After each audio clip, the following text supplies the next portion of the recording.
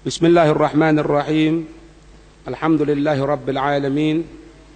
Allahumma salli wa sallim ala sayyidina Muhammad wa ala ali sayyidina Muhammad. Al-babu thaminu wal ishruna, bab yang ke-28, fi dzikri hari yaumil qiyamati, di dalam penyebutan panas, fi dzikri hari yaumul qiyamati, hari kiamat. Fil khabari, dalam satu hadis disebutkan, idza kana yaumul qiyamati, jika ada nanti hari kiamat, yajma'ullahu ta'ala, Allah mengumpulkan al-awwalina wal akhirin, kelompok yang terdahulu. Ada yang mengatakan al-awwalin ini mulai zamannya Nabi Allah Adam sampai zamannya Nabi Muhammad. Al-akhirin setelah wafatnya Nabi Muhammad sampai nanti hari kiamat. Itu Allah mengumpulkan mereka semuanya. Dalam pelajaran yang lalu telah kita ketahui bahwasannya bukan cuma manusia yang dikumpulkan oleh Allah, semua makhluk termasuk binatang juga dikumpulkan oleh Allah Subhanahu wa ta'ala. Itu mereka dikumpulkan fi sa'idin. Sa'id itu bagian tanah yang tinggi, ya, dataran tanah yang tinggi atau yang paling tinggi. Wahidin, dataran tanah yang tinggi satu, tidak terpencar. Bisa bayangkan sampean berapa lebarnya, berapa jumlah yang dikumpulkan oleh Allah Subhanahu wa ta'ala, ya? Sampai dikatakan nanti kalau sudah terjadi hari kiamat, ini bumi dibuat oleh Allah tidak ada dataran sama sekali, tidak ada gundukan, tidak ada gundukan. Jadi kelihatan semuanya sejauh mata memandang. Kalau sekarang kan enggak, ini dataran tinggi, ini dataran rendah, ada gunung, ada sesuatu yang menghalangi. Tapi nanti di hari kiamat Allah ratakan semuanya, diratakan oleh Allah. Karena gunung yang merupakan yang menguatkan bumi atau pakunya bumi, watad wal jibala autada, katanya Allah. Dan gunung-gunung yang bagaikan autad, jamak dari watad. Watad itu apa? Paku bumi. Jadi gunung itu diterbangkan oleh Allah Subhanahu wa ta'ala. Gunung diterbangkan oleh Allah Subhanahu wa ta'ala, ditiadakan oleh Allah Subhanahu wa ta'ala, sehingga bumi yang agak menonjol karena dikuatkan oleh gunung, dipegang oleh gunung, dicopot oleh Allah itu gunung, sehingga yang tinggi menjadi lurus semuanya. Makanya dikatakan antara satu gunung dengan gunung yang lainnya itu ada hubungannya. Di sini gunung ini ada gangguan, ada lava, ada ini, ada itu. Gunung yang lainnya ada sambungannya. Kenapa? Nyambung. Ini paku-pakunya. Paku dicopot oleh Allah Subhanahu wa ta'ala, paku buminya yang berupa gunung tadi itu. Sehingga menjadi satu sa'idin wahid, menjadi satu dataran tinggi yang satu. Tidak tertutup sama sekali, dikumpulkan semuanya oleh Allah Subhanahu wa ta'ala. Timbul pertanyaan, makhluk Allah berupa manusia atau jin, mereka itu dikumpulkan jelas. Karena apa? Semoga tidak terjadi sama kita. Karena di antara mereka itu ada saling melaknat, ada yang saling tuntut menuntut. Kalau di dunia mereka tadi itu berbarengan untuk bermaksiat kepada Allah, fulan dengan fulan berbarengan untuk bermaksiat kepada Allah, mungkin di dunia dia mesra, mungkin di dunia dia ini seolah-olah teman yang paling dekat. Tapi nanti di hari kiamat mereka ini dikumpulkan oleh Allah, saking takutnya, begitu takutnya, di antara sesama teman yang maksiat di dunia ini saling menuntut, mengatakan, kamu maksiat dulu. Ditanya oleh Allah, dia mengatakan, bukan aku ya Allah, ini yang ngajak aku ya Allah. Yang dituduh balik tuduh, bukan ya Allah, dia yang ngajak aku ya Allah. Terjadi pertikaian. Maka apa yang terjadi ketika itu? Allah memanggil nabinya. Ini dua umat yang bertikai ini, siapa nabinya? Misalnya, oh ini Nabi Allah Ibrahim, dipanggil Nabi Allah Ibrahim. Ini bukan berarti Allah tidak tahu Pak mana yang salah. Cuma Allah ingin menampakkan keadilannya. Allah mampu tanpa omong, ayo masuk neraka, selesai. Mungkin. Tapi Allah tidak mau. Dibuat apa oleh Allah? Dibuat, ini loh keadilan Allah. Tidak ada yang aku dolimi. Meskipun Allah ini mampu, seolah-olah Allah mengatakan apa? Aku mampu menghadap kamu. Cuman aku tidak akan berbuat dolim kepada kamu. Dipanggil, misalnya nabinya Nabi Allah Ibrahim. Nabi Allah Ibrahim ditanya, Nabi Allah Ibrahim, apakah engkau telah sampaikan risalahku? Dua orang ini maksiat. Kan itu bertentangan dengan syariat yang aku berikan kepadamu, katanya Allah Subhanahu wa taala. Nabi Allah Ibrahim mengatakan apa? Ya Allah, aku sudah sampaikan. Ini dua orang nantang lagi, Pak. Mengatakan apa? Enggak ya Allah. Ini Nabi Allah Ibrahim tidak nyampaikan kepada kita. Pertikaian kan? Terakhir siapa yang dipanggilnya? Yang dipanggil siapa? Umatnya Nabi Muhammad kita. Ummatan wasaton. Umat penengah. Umat yang akan memberikan persaksian. Dipanggil umatnya Nabi Muhammad, wahai umatnya Nabi Muhammad, apakah Nabi Allah Ibrahim telah menyampaikan syariatnya? Maka umatnya Nabi Muhammad pun mengatakan, iya ya Allah, Nabi Allah Ibrahim telah menyampaikan syariatnya turun menurun sampai kepada Nabi kami, Nabi Muhammad. Ketika ada persaksian seperti itu, langsung dua orang ini diazab oleh Allah. Apa tujuan persaksian ini? Untuk menunjukkan bagaimana itu kedudukan Nabi Muhammad, tingginya kedudukan Nabi Muhammad, sampai nyambung kepada umatnya, sampai umatnya menjadi mereka tadi itu penengah. Terjadinya pertikaian di akhirat loh Pak, bukan di dunia, di akhirat. Sampai Imam Ghazali mengatakan gini Pak, ini kita ngomong hebatnya umatnya Nabi Muhammad ya. Ulamanya Nabi Muhammad, orang-orang yang alim dalam makna mereka tadi itu mengerti ilmu agama, itu mereka tadi itu orang alim, juga mereka ini kalau di akhirat kelak menjadi orang-orang tempat curhatnya bahasanya kita. Ya apa? Imam Ghazali menceritakan dalam kitab Ihya Ulumuddin, itu ketika umat-umat sudah masuk surganya Allah, kan itu kan ditawari oleh Allah Subhanahu wa taala. Hei umat-umat yang aku ridhoi, hamba-hamba yang aku ridhoi, engkau sekarang sudah berhasil masuk surganya Allah. Allahumma ij'alna minhum. Kemudian ditawari oleh Allah, kamu semuanya ini minta apa sekarang? Katakan, minta apa? Nah, karena banyak permintaan Pak, bingung. Makanya orang itu kalau beli atau ke toko banyak pilihan tambah bingung kan? Sama orang nikah sama seperti itu, banyak pilihan tambah bingung. Lah ini umatnya Nabi Muhammad, umat-umat yang lainnya termasuk umatnya Nabi Muhammad ini ketika ditawari oleh Allah, ayo kamu minta apa sekarang? Ayo ngomong, bingung Pak, tidak bisa ngomong depannya Allah. Apa ya, minta apa? Minta apa? Minta apa? Sampai mereka semua tadi itu afwajan, secara berbondong-bondong datang kepada para ulamanya, tanya, aku kira-kira minta apa sama Allah? Maka mereka ulama-ulama pilihannya Allah yang tetap berlaku, yang mereka itu berpredikat seorang alim meskipun di surganya Allah, mereka mengatakan, kamu jangan banyak permintaan, minta satu, ru'yatullah, untuk melihat zatnya Allah. Ini maknanya apa Pak? Kalau sampean jadi orang alim, jadi orang ngerti ilmu agama, maaf, jasad sampean terkubur dalam bumi, tapi kedudukan sampean tetap di hadapan Allah.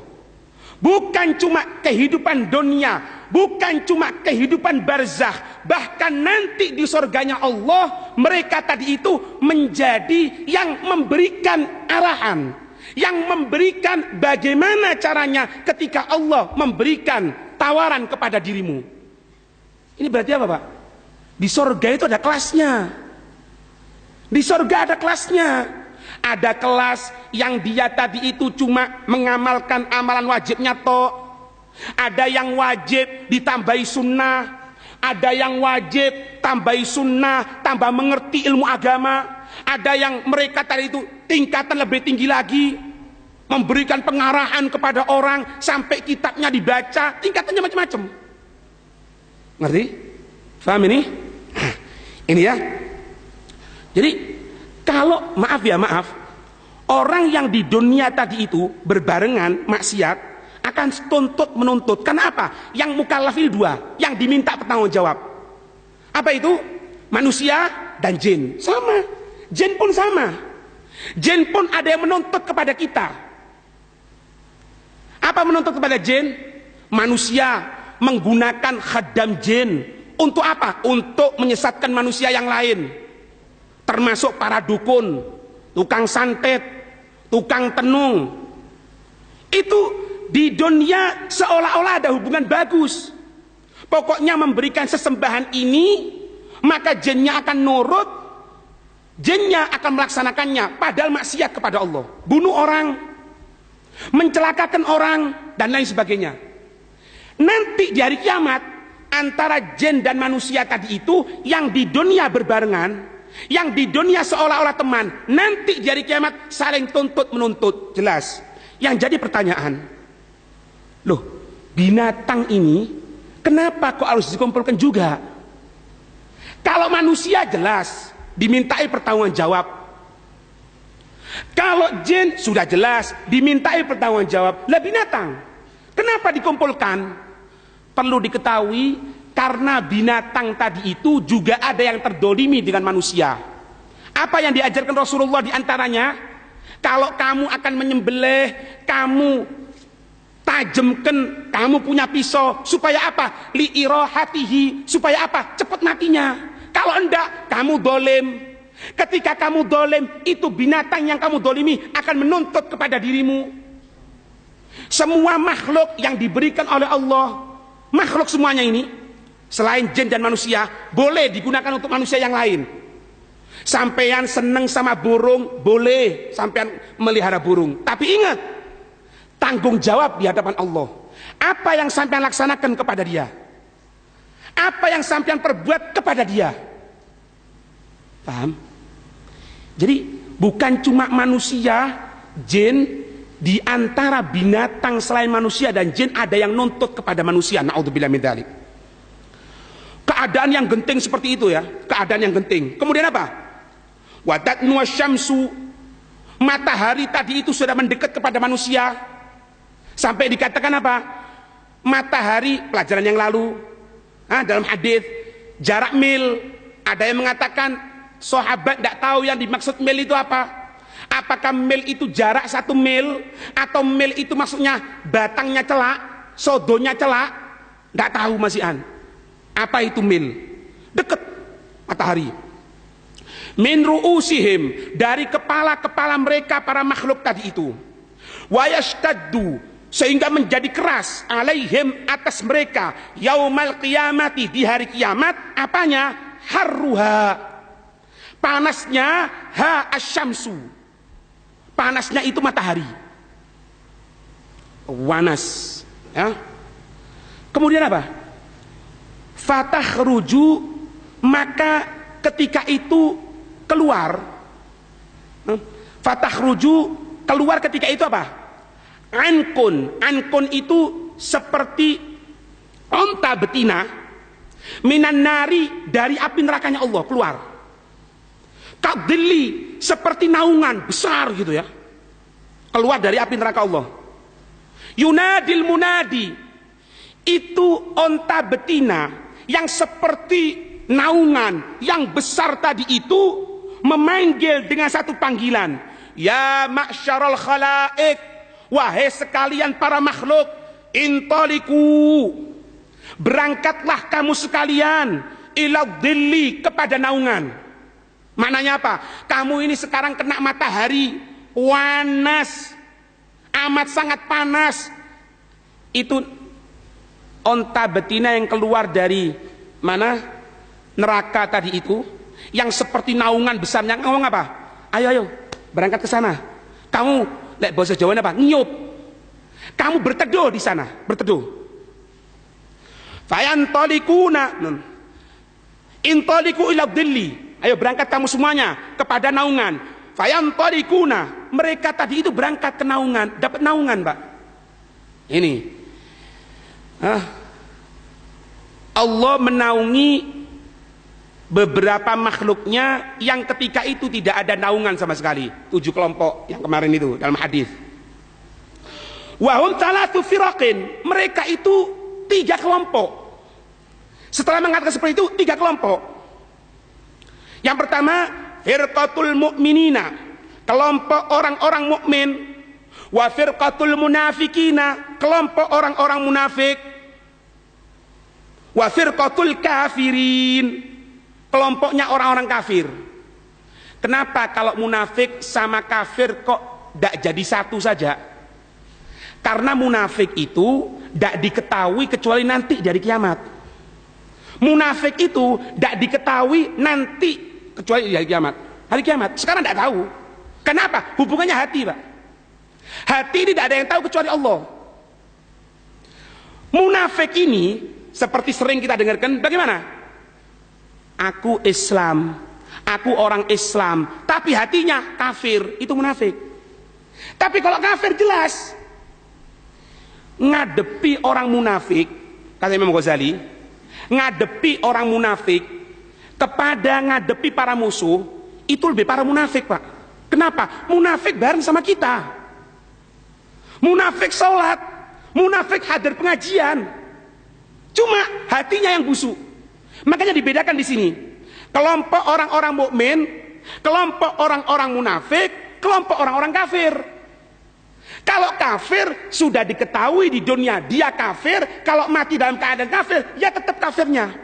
Tapi munafik, naudzubillahi min dzalik, mereka tadi itu di dunia dikenal sebagai orang muslim, mungkin dikenal matinya mati dalam keadaan muslim, sehingga diurusi jenazahnya seperti ngurusi orang-orang muslim, tapi nanti dari kiamat dia terkelompokkan orang munafik.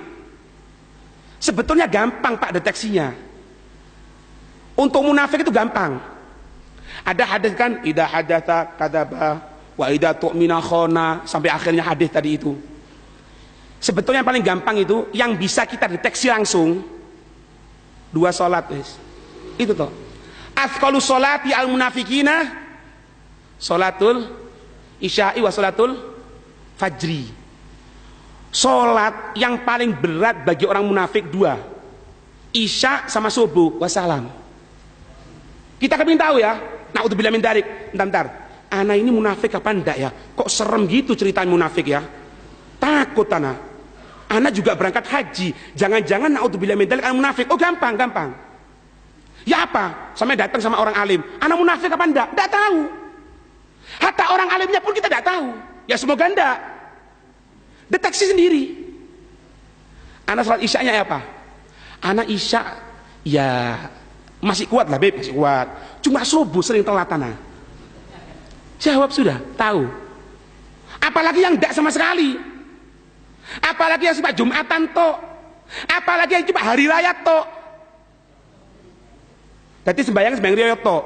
Di ngarep maneng. Gak serban anyar. Ngerti?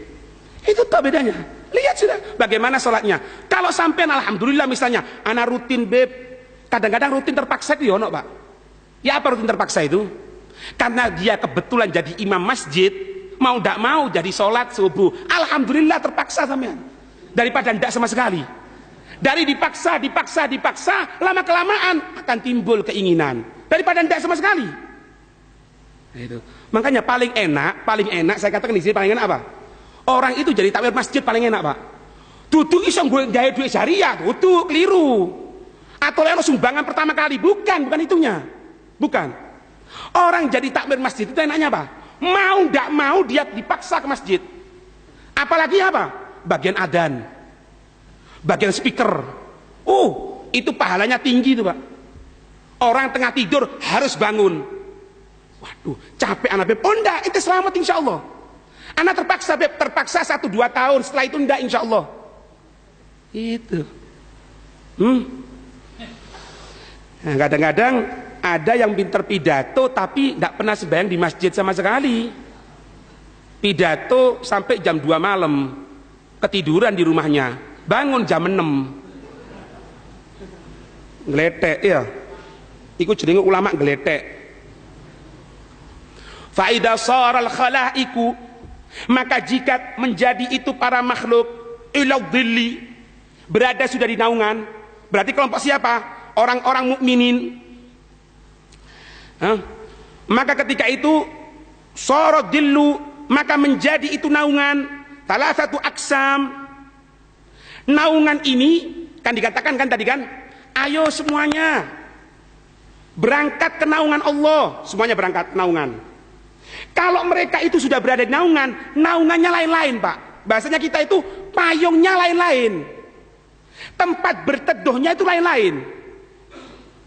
Ini mereka itu dipisahkan oleh Allah.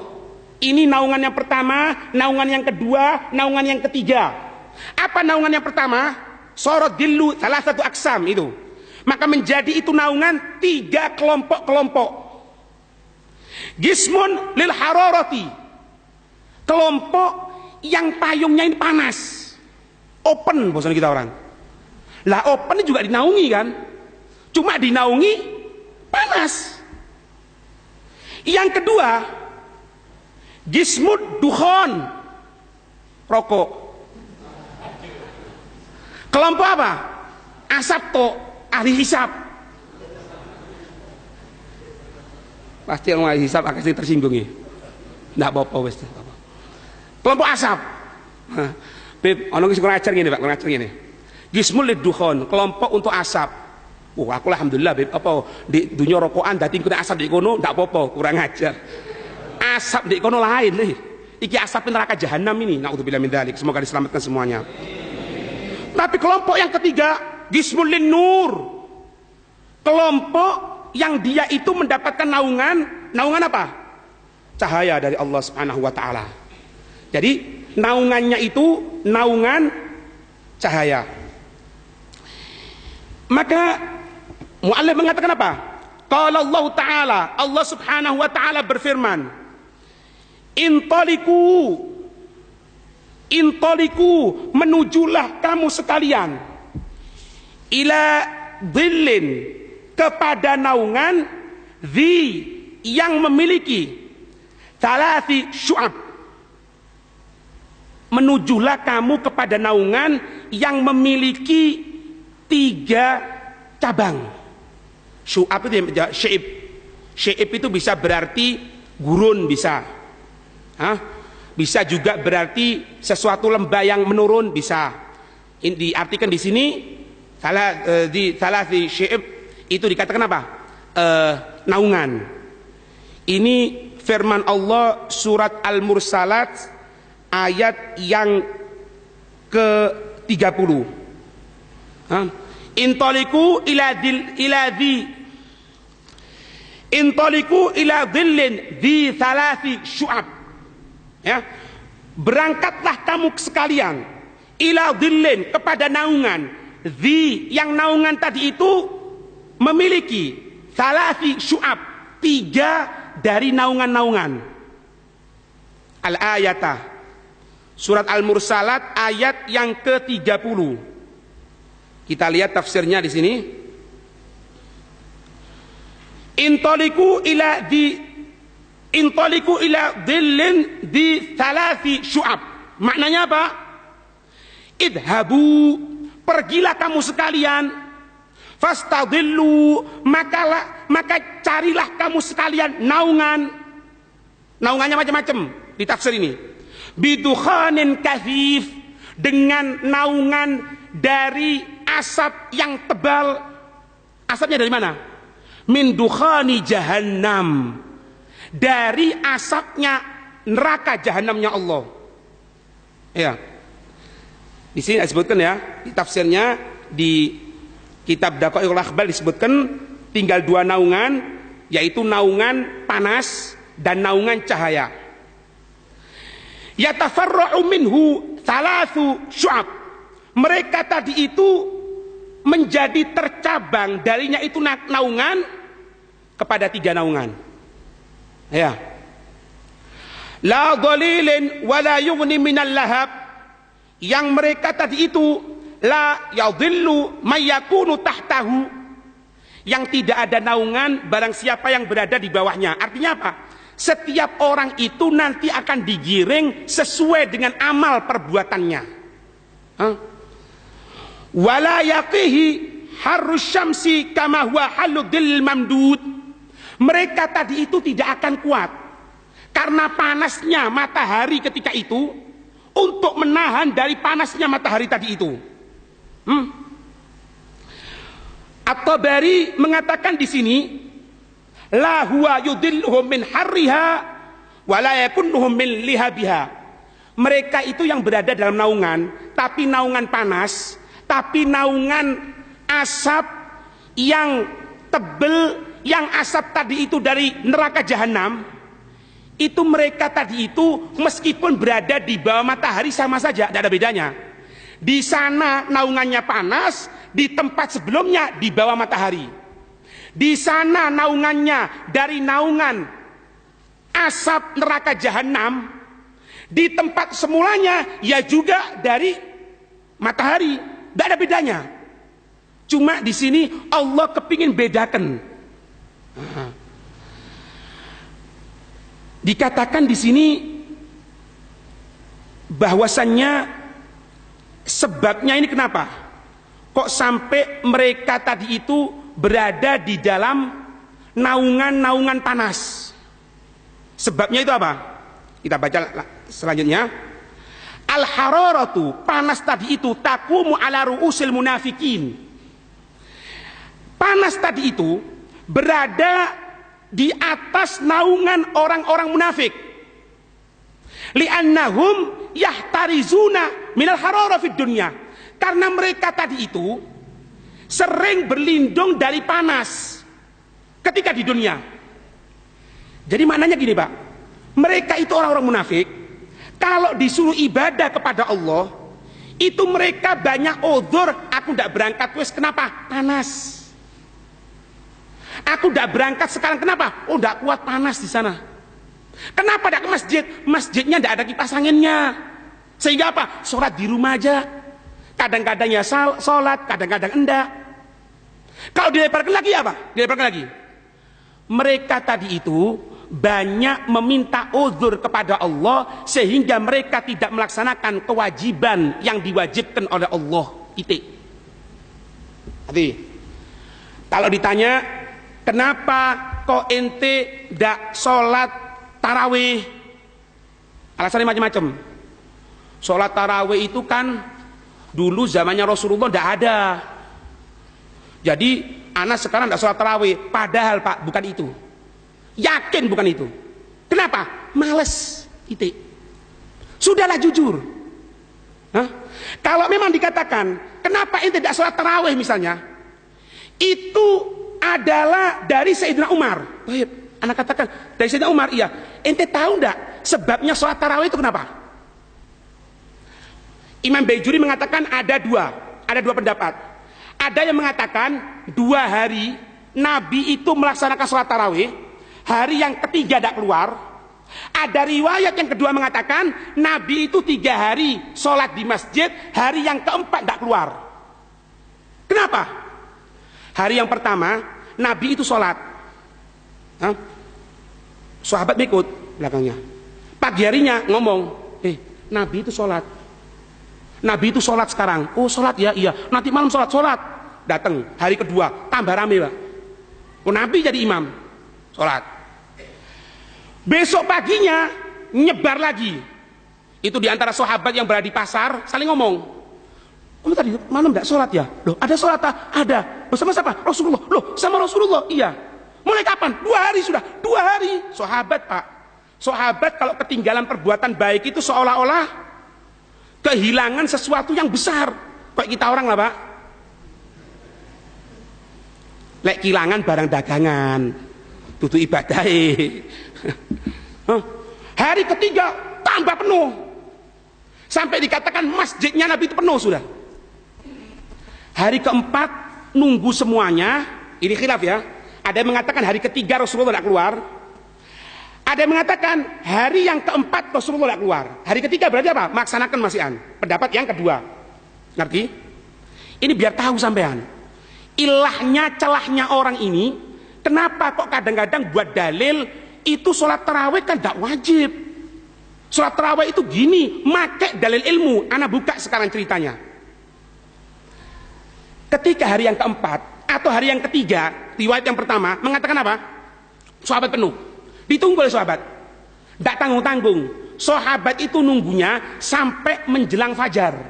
Hampir menjelang fajar pada Ramadan lah itu. Ditunggu. Ketika subuh Nabi keluar, sholat subuh bersama para sahabat, Rasulullah mengatakan apa? Aku sengaja tidak keluar, bukannya aku tidak tahu kalau kamu ini nunggu aku tahu kamu nunggu. Cuman aku tidak keluar rahmatan bikum, sebagai bentuk rahmat kepada kamu sekalian. Kenapa?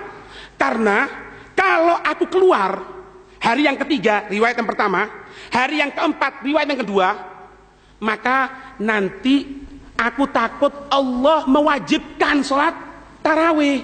Kalau sudah diwajibkan, ya bosok kasarane ditambah dhewe ya apa? Ojo maning 20 rakaat, 8 rakaat. Sembayang 5 waktu kadang-kadang sembayang kadang-kadang enggak, naudzubillah min dzalik. Aku tidak mau seperti itu. Nah, setelah itu mereka sholat sendiri-sendiri. Zaman sampai Rasulullah wafat. Sampai Siti Aisyah di antara riwayatnya mengatakan Nabi itu juga sholat. Dan para sahabat kalau sholat seperti geremengnya tawon, gitu. Karena baca-baca di dalam sholatnya tadi itu. Zamannya Sayyidina Abu Bakar, mereka tadi itu apa? Masih sholat sendiri-sendiri.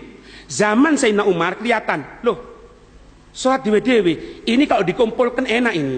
Yang laki-laki jamaah laki-laki sendiri, yang perempuan jamaah perempuan sendiri. Maka ketika itu Sayyidina Umar memanggil sahabat untuk menjadi imam. Maka ketika itu sholat tarawih berjamaah zaman Sayyidina Umar. Baik. Kalaupun ada yang mengatakan misalnya, anak pecinta Ali bin Abi Thalib, kelompok weruh kan sampean kan? Udah omong weruh sampean. Anak pecinta Ali bin Abi Thalib. Ini sholat tarawih merupakan bid'ahnya Umar bin Khattab. Ngene lho. Nih. Sadurunge ente pernah maca kitab enggak? Ngerti tak jawabane? Pernah maca kitab tak? Pernah, Beb. Kitab apa? Mujarobat tutu. Pak mujarobat. Jangan-jangan tidak ngerti baca kitab. Mek keluar-keluar tok. Baik ya. Kalau memang dikatakan anak pecinta Ali bin Abi Thalib, ini Umar bin Khattab buat bid'ah yang baru dengan adanya sholat tarawih. Rungokno. Ya. Iki kupingnya dibuka. Kalau ndak ono sendok ngene, ya. Cek krungu, ya. Sayyidina Ali pernah berdoa untuk Sayyidina Umar. Ketika ngelihat mereka sahabat sholat tarawih berjamaah, Sayyiduna Ali yang dikatakan dia ini pecinta Sayyiduna Ali, Sayyidina Umar mengatakan apa? Semoga Allah memberikan cahaya di kuburnya Sayyidina Umar, karena Sayyidina Umar telah memberikan cahaya masjid-masjid kita. Dengan apa? Adanya sholat tarawih. Loh, kok teko uang sing ilmu sak sendok sian, sendok teh maneng, cilik ngomong apa? Hanya Sayyidina Umar itu. Loh, sing kon melok iso apa terus nih? Yang itu mengikuti siapa terus? Ngerti? Kalau ente katakan memang sholat tarawih itu bid'ahnya Sayyidina Umar, perlu ente ketahui Al-Quran yang ada sekarang ini bid'ahnya Sayyidina Utsman. Ayo ngomong. Siapa yang membukukan Al-Quran? Pintakon aku. Zaman Rasulullah tidak ada. Zaman Sayyidina Abu Bakar tidak ada. Zaman Sayyidina Umar tidak ada. Adanya siapa? Sayyidina. Berarti ente tidak mau sama Al-Quran kalau gitu. Loh, ana mau sama Al-Quran. Loh, bid'ah. Bid'ah itu. Ngerti? Paham? Kalau sama diputar misalnya, ini penting Pak, penting. Cek ini sampean ini berarti bukan mau nyerang Pak. Lek diserang itu jawaban gitu loh. Dikatakan, berarti ente tidak sama Rasulullah. Kenapa? Rasulullah tidak sholat tarawih berjamaah. Cuma 3 hari 2 hari. Kemudian tidak sholat. Loh, ente sebab ilahnya itu apa? Penyebabnya Rasulullah tidak sholat tarawih berjamaah itu apa? Ilahnya takut kalau Rasulullah sholat tarawih terus dijadikan syariat oleh Allah. Kalau sahabat tidak akan jadi syariat kecuali ada Rasulullah. Tapi kalau Rasulullah perbuatannya bisa jadi syariat. Sehingga Rasulullah tidak sholat tarawih berjamaah, sholat sendiri. Rasulullah tidak adzan. Kenapa? Karena kalau Rasulullah adzan, ketika Rasulullah mengucapkan hayya 'alas shalah, ayo menuju sholat, sing turu wajib bangun, yang tengah pekerjaan wajib berangkat. Kenapa? Panggilan Rasulullah, perbuatan Rasulullah, ucapan Rasulullah jadi syariat. Tapi bukan berarti kita sholat tarawih berjamaah ini bertentangan dengan Rasulullah. Tidak bertentangan. Kenapa? Karena kalau Rasulullah sholat tarawih berjamaah ditinggalkan, takut jadi syariat. Tapi kalau kita, jangankan sholat tarawih, sholat 1000 rakaat, kalau perlu dahi kita pecah, tidak jadi syariat selamanya. Ngerti? Jadi intinya apa? Sholat tarawih ku sebenarnya sing apik ku ijenan. Tahu ini? Apa sebabnya? Ya males. Apa mana?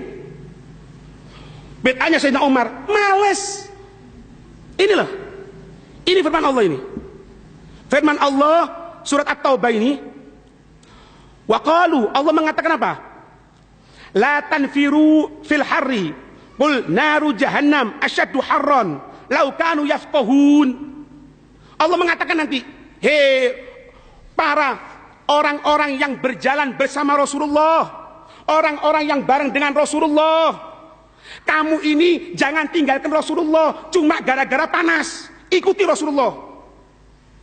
Katakan wahai Nabi Muhammad bahwasannya kalau dia takut dengan api, dia takut panasnya dunia, katakan panasnya jahanam lebih panas. Ini juga omongan. Ada perempuan ya apa? Kenapa tidak pakai kerudung? Kenapa? Ya apa ya? Aku pakai kerudung ini panas. Kalau panas nanti bisa keringetan. Kalau keringetan tumbuh ketombe. Aku tidak mau beb. Al, rungokno ya. Ente mengatakan gunakan kerudung di dunia panas. Panasnya api neraka lebih panas. Ketika engkau buka kerudungmu, engkau bermaksiat kepada Allah, engkau akan diazab di neraka jahanam. Ketahui api neraka jahanam lebih panas daripada matahari yang ada di dunia. Ngerti? Ini kita diajarkan Pak oleh Allah Subhanahu Wa Taala. Pokoknya kalau itu hanya Rasulullah yang berhubungan dengan Rasulullah sudah, apapun rumahnya Rasulullah yang dicintai, misalnya masjid, rumahnya Allah, Rasulullah juga. Apa yang pernah disampaikan Rasulullah berupa apa? Al-Quran, ngeluh-ngeluh titik, posing-posing sedikit, baca. Aku males rek atau maca Quran. Apa ngeluh? Ngono ya. Lek kalau ben rokok lu ngeluh lho, Mbok. Ngono tak jawabane, Pak. Ayo tarawih ayo. Sallahu mari kerja. Ya sebetulnya apa-apa sih. Ente mau terawih, yo karepmu, ndak terawih yo karepmu. Cuma saya ndak seneng di sini, saya ndak seneng ini. Dia itu males, cuma gunakan alasan seolah-olah ilmiah. Sekarang sampai ngerti ndak jawabannya sudah ya? Intinya apa? Males, kaslan. Ini masjid apa? Nurul Sobaya. Hah? Nurul Sobaya. Dengarkan ya. Nurul Sobaya kalau terawih banyak ndak? Berapa kira-kira? 4 sof ya. 4 sof kira-kira berapa? 100?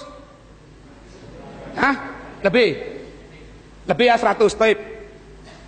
Dengarkan. Nurus Soba 4 sof. Berapa orang? 100. Saya berikan cara sampean. Kepingin penuh kan? Sebelum adzan maghrib, kan dengar semuanya itu. Assalamualaikum para penduduk Tukum sekalian.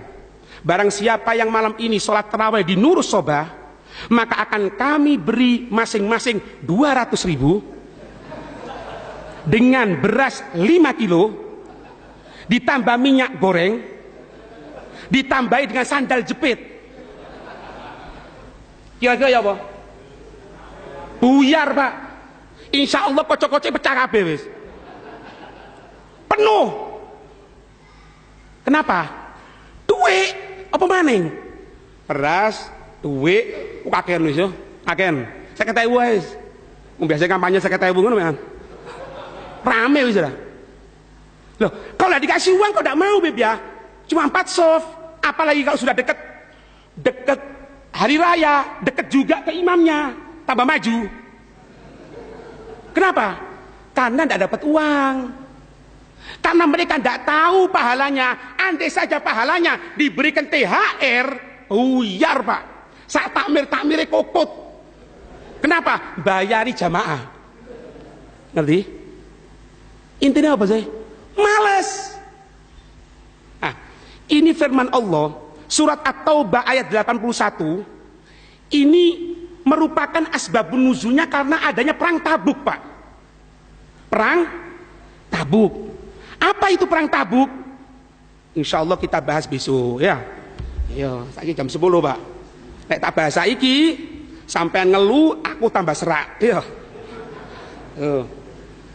Insya Allah besok akan kita baca dari surat At-Taubah ayat 81 ini.